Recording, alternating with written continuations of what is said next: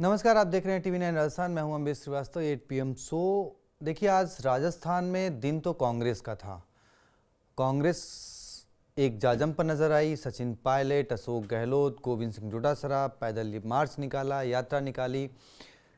3 सीटों वोट चोरी के मामले को लेकर राजस्थान में भी एक अलग तरीके से अलग देखने को मिली कांग्रेस में। उस पर हम बात करेंगे, लेकिन उससे पहले नरेश मीणा जो कि जेल में बंद हैं, उनको लेकर भरत सिंह कुंदन जो कि पूर्व सरकार में मंत्री भी रह चुके हैं, पूर्व मंत्री भी रह चुके हैं, उन्होंने एक बड़ा खुलासा किया। उन्होंने रक्षाबंधन के दिन एक लेटर पोस्ट किया था, जो अब सोशल मीडिया पर वायरल हुआ है। उस पोस्ट के जरिए उन्होंने बताया कि भाई कैसे नरेश मीणा को न केवल रक्षाबंधन बल्कि जन्माष्टमी और आपका 15 अगस्त वो भी जो है जेल में मनाना पड़ सकता है। और इसके साथ साथ उन्होंने कोटा सांसद, डीजीपी और ओएसडी इन सब पर भी निशाना साधा। भरत सिंह कुंदन लगातार नरेश मीणा का समर्थन कर रहे हैं। नरेश मीणा जेल में हैं। क्या अब वो भी प्रहलाद गुंजन की तरह, क्योंकि प्रहलाद गुंजन ने देखिए पहले लड़ाई शुरू करी थी, बाद में वो पीछे हट गए, क्या अब वो लड़ाई भरत सिंह कुंदन जो है वो आगे बढ़ाएंगे? हमारे सहयोगी सुमित हमारे साथ जुड़े हुए हैं, क्योंकि वो लगातार नरेश मीणा की एसडीएम थप्पड़ कांड के बाद से लगातार वो कवरेज कर रहे हैं। तो सीधे जानते हैं। सुमित, बहुत बहुत स्वागत है आपका। देखिए, अब जो एक अलग प्रहलाद गुंजन ने जगाई थी नरेश मीणा को लेकर, वो फिलहाल अभी शांत बैठे हुए हैं, लेकिन जब से दोबारा जेल नरेश मीणा गए हैं, बड़ा शांत सा माहौल है। ऐसे में भरत सिंह कुंदन का ये लेटर क्या उनके समर्थकों में, क्या उनके जो चाहने वाले उनमें एक अलग जगाएगा और फिर एक विरोध प्रदर्शन की तस्वीर राजस्थान में देखने को मिलेगी? और क्या उनकी रिहाई को लेकर एक तरीके से फिर कोई मुहिम छिड़ गई है, इसको माना जाए इससे? देखिए, बिल्कुल भरत सिंह कुंदनपुर जो है लगातार जिस तरह से क्योंकि ये पत्र लिखने के लिए जाने जाते हैं। जब वे मंत्री थे तब भी उन्होंने 2 बार तत्कालीन मुख्यमंत्री अशोक गहलोत को वे पत्र लिखा था उन्होंने। और कई मुद्दों के ऊपर, यहाँ तक कि उन्होंने मुंडन करवाकर बाल भेजने की बात भी कही थी अपने पत्र में। तो अब जब इन्होंने पत्र लिखा है तो काफी गंभीर मुद्दे उठाए हैं। और हालांकि जिस तरह से नरेश मीणा फिर से जेल में है और उनकी रिहाई की मांग को लेकर समाज आगे आया है, लेकिन कई ऐसे लोग हैं जो कि इनकी लड़ाई में शामिल थे, लेकिन अब जो है मुख्य रूप से नरेश मीणा की लड़ाई में सामने नहीं आ रहे हैं, ना ही कोई बयान सामने आया है। खासकर जिस तरह से आपने प्रहलाद गुंजन की बात की, और हाल ही में जब टीवी 9 पर उनका इंटरव्यू हुआ था तब भी उनका इस तरह से कोई सख्त रुख जो है नरेश मीणा की रिहाई को लेकर देखने को नहीं मिला। उन्होंने कहा कि वे अपनी लड़ाई खुद लड़ रहे हैं। इंदिरा मीणा का भी कोई बयान नहीं आया। और तमाम जो ऐसे नेता है, राजेंद्र गुड़ा ने भी बयान दिया था, वे तो जन आक्रोश रैली में भी शामिल हुए थे, लेकिन उनका भी कोई बयान सामने नहीं आया।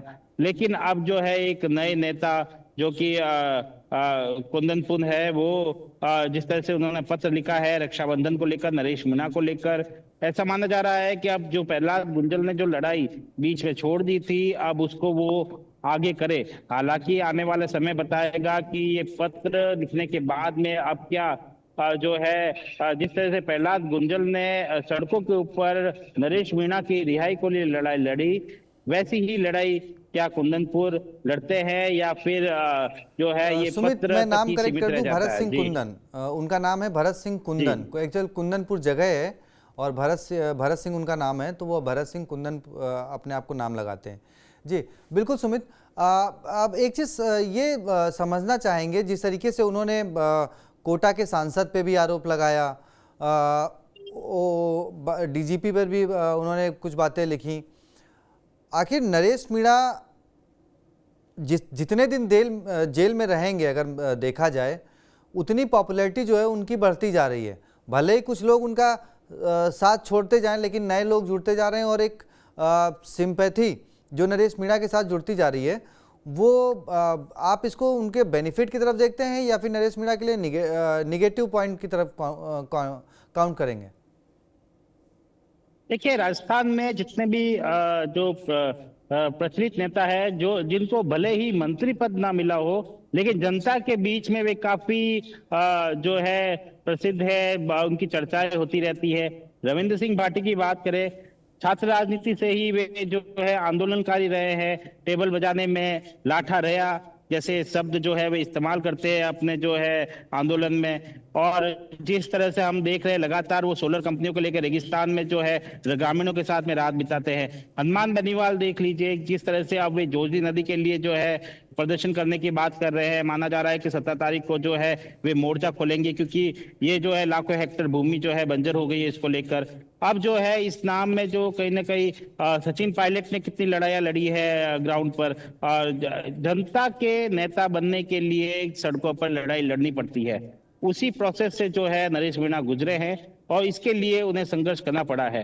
क्योंकि नरेश मीणा कोई ऐसे कोई बड़े नेता उनके साथ में नहीं है। हालांकि सचिन पायलट का नाम वे हमेशा लेते रहे हैं, लेकिन जिस तरह से उन्होंने निर्दलीय चुनाव लड़ा और उसके बाद में जिस तरह से समनाता कांड हुआ, उनको जेल में जाना पड़ा, लेकिन जनता के बीच में, क्योंकि वे जनता का मुद्दा था, वहां की जनता परिसीमन को लेकर जो है आंदोलन कर रही थी और वोट का बहिष्कार कर रही थी, उनके समर्थन में वो जाकर बैठे थे।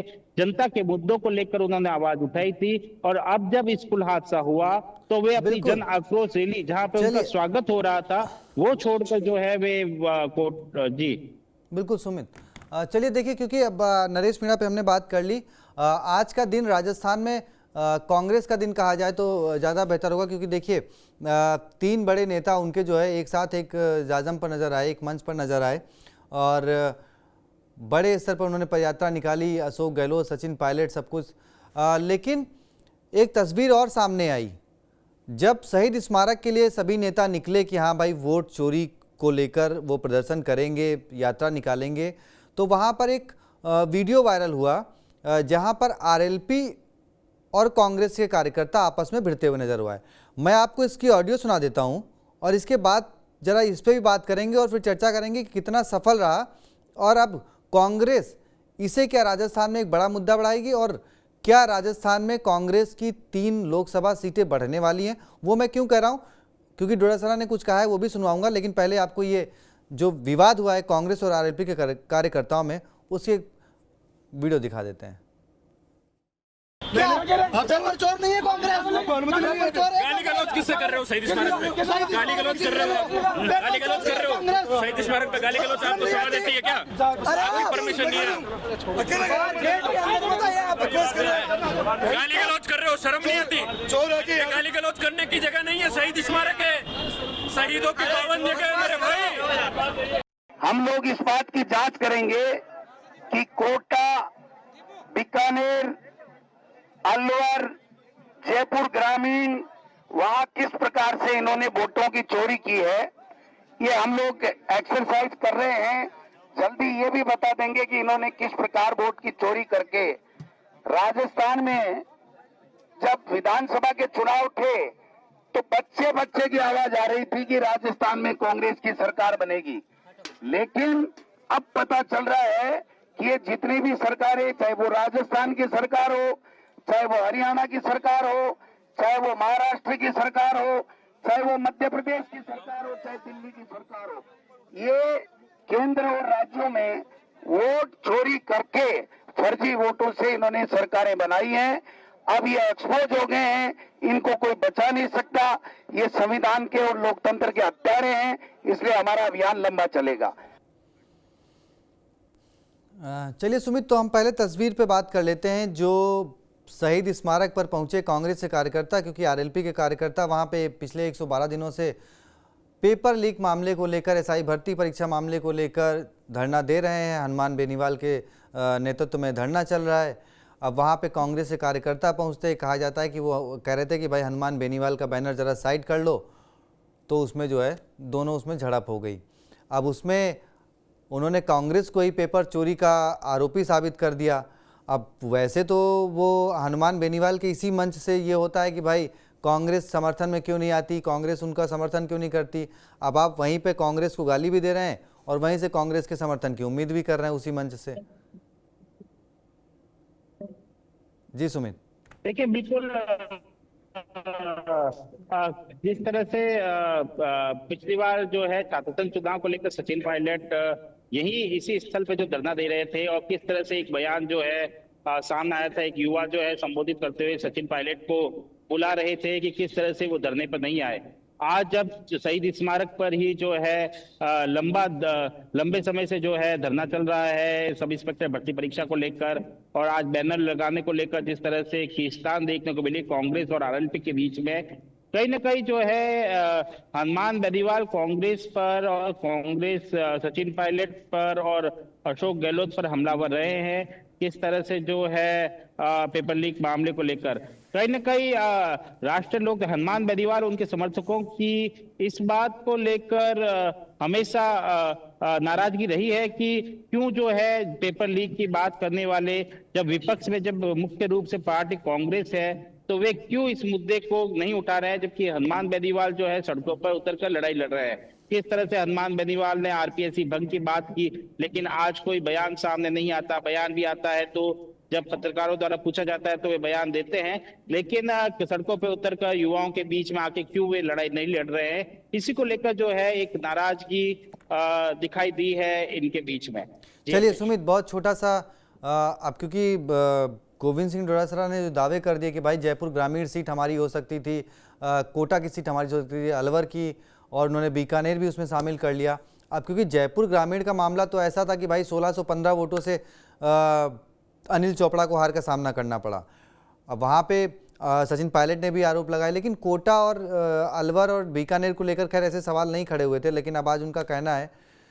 तो अब इस लड़ाई को कांग्रेस कहां तक लेके जाएगी और क्या इसका इम्पैक्ट जो है आने वाले समय में देखने को मिलेगा, और क्या इससे एक तस्वीर 2028 के लिए भी तैयार हो रही है? क्योंकि आप क्योंकि पूर्व मुख्यमंत्री के घर से आते हैं तो आप ज़्यादा बेहतर बता पाएंगे कि अगर तीन नेता एक साथ एक मंच पर बहुत दिनों बाद राजस्थान में दिखाई पड़े, राजस्थान की लड़ाई लड़ते हुए, तो क्या इसका असर 28 तक जाएगा?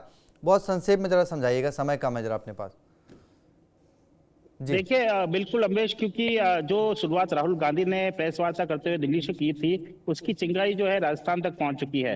पहले जयपुर ग्रामीण की सीट की बात हुई, क्योंकि ज्यादा एक विधानसभा को छोड़कर बाकी सब विधानसभाओं में कांग्रेस आगे थी और एक विधानसभा में बहुत ज्यादा लीड हो गई। ऐसे में उनको लेकर सवाल उठाए गए। अब जो है कोटा और बीकानेर को भी शामिल कर लिया गया, क्योंकि प्रहलाद गुंजल और जो है ओम बिरला का जो मुकाबला था वो नजदीकी माना जा रहा था, और जो जीत भी हुई थी वो बहुत कम वोटों से हुई थी। ऐसे में जो है वहां पे भी इस तरह का कांग्रेस का आरोप लगाया जा रहा है। ऐसा ही कुछ बीकानेर में है, जहां से जो है अर्जुन राम मेघवाल आते हैं, केंद्रीय मंत्री। तो कहीं ना कहीं कांग्रेस इस मुद्दे को ग्राउंड तक लेके जाना चाहती है, क्योंकि कांग्रेस का विचार है, क्योंकि उनका चुनाव आयोग में कोई सुनवाई नहीं हो रही है, लगातार वे शिकायत देने का प्रयास भी कर रहे हैं, और किस तरह से जो है, और इस मुद्दे को वे जनता के बीच में ज्यादा से ज्यादा लेके जाना चाहती है, ताकि जनता इसमें जागरूक हो सके, जनता को मालूम चल सके कि इस तरह की घटनाएं हो रही है, इस तरह के वोट जो है चोरी हो रहे हैं, जो आरोप कांग्रेस द्वारा लगाए जा रहे हैं। हालांकि एकजुटता दिखाई दी, कहीं ना कहीं कांग्रेस को भी मालूम है कि सत्ता पाना सबसे प्राथमिकता होती है, उसके बाद में मुख्यमंत्री कौन बनेगा, मंत्री कौन बनेगा। सत्ता जब तक नहीं आएगी, जब तक मुख्यमंत्री और मंत्री तय नहीं हो सकता। ऐसे में एकजुटता दिखानी इस पूरे मुद्दे में, क्योंकि ये राष्ट्रीय मुद्दा है, ऐसे में एकजुटता दिखानी कहीं ना कहीं कांग्रेस को आवश्यकता है, और वही जो है आज देखने को मिला है। जी बिल्कुल सुमित, बहुत बहुत शुक्रिया बेहतर तरीके से समझाने के लिए हमारे दर्शकों को, और साथ में जुड़ने के लिए बहुत बहुत शुक्रिया सुमित। अब देखिए, ये जो लड़ाई कांग्रेस की शुरू हुई है, ये आज एक दिन के लिए सीमित थी या फिर ये बेहतर तरीके से एक बार मंच पर दिखाई देगी, और क्या ये तैयारी 2028 को लेकर भी है? क्योंकि राजस्थान में सत्ता परिवर्तन का दौर पिछले 30 साल से चल रहा है, और सरकार को, कांग्रेस को उम्मीद है कि 28 में सत्ता परिवर्तन होगा, और उसकी तैयारी क्या कांग्रेस ने शुरू कर दी है। लेकिन सवाल फिर वही कांग्रेस के खेमे में ही होगा कि मुख्यमंत्री कौन बनेगा। तो क्या ये लड़ाई मुख्यमंत्री का चेहरा बनने के लिए अभी से शुरू हो गई है? क्या कुछ है? खैर, नरेश मीणा से लेकर राजस्थान में क्या क्या बड़ी खबरें रहीं आपको हमने बताया। अब आपकी क्या राय है कमेंट बॉक्स में जरूर बताएं, और कल के लिए क्या अपडेट्स होगा जरूर लेकर आएंगे हम के लिए। बहुत बहुत शुक्रिया, धन्यवाद।